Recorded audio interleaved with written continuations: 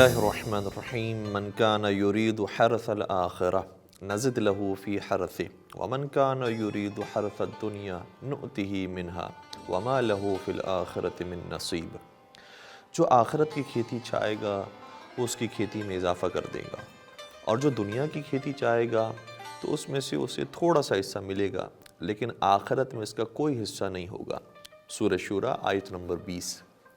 قرآن کی تعلیمات کے مطابق یہ دنیا آخرت کی کھیتی ہے، اور ہم وہ فصل لگا رہے ہیں جو ہم آخرت میں کاٹیں گے۔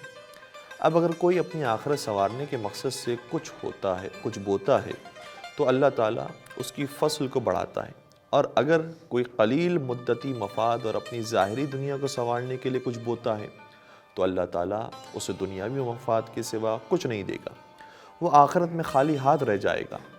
ہماری مثال کسی ایسے شخص کی طرح ہے جو کسی جزیرے میں جانا چاہتا ہے، اس نے اپنے جزیرے کو پہلے سے آباد کر لیا ہے تو وہ اس جگہ داخل ہوگا جو اس نے بنایا ہوگا، جیسا کہ حضرت امیر کائنات نے نہج البلاغہ میں متقین کے بارے میں فرمایا کہ لولا الاجل الذی کتب اللہ علیہم لم تستقر ارواحهم فی اجسادہم طرفۃ عین شوقا الی الثواب۔ اگر تقدیرات الہیہ نہ ہوتی جو خدا نے ان کے لیے لکھ دی ہیں تو ان کی روحیں ان کے جسموں میں آنکھ چپکنے کی حد تک بھی نہیں ٹھہرتی اپنے اجر و ثواب کو پانے کی خاطر۔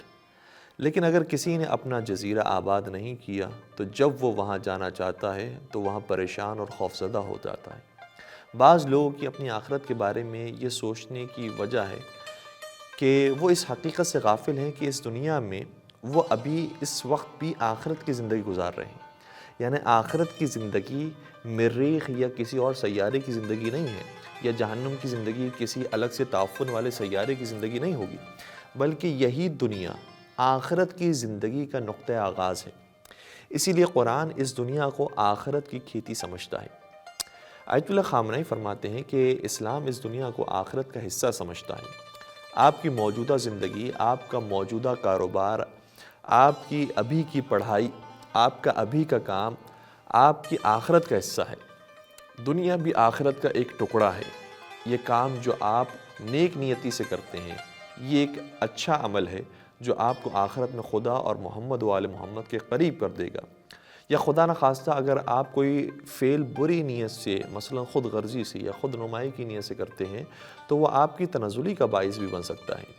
یہ ہے اسلامی نظریہ کہ ہماری زندگی کی تمام کاوشیں آخرت کا حصہ ہیں۔ دنیا اور آخرت الگ الگ نہیں ہیں، یہ دنیا اس دنیا سے الگ نہیں ہے، یہ دنیا اس دنیا کی کھیتی ہے، اور کھیت میں وہی پروڈکٹ لگتا ہے جو کھیت میں ڈالا جاتا ہے۔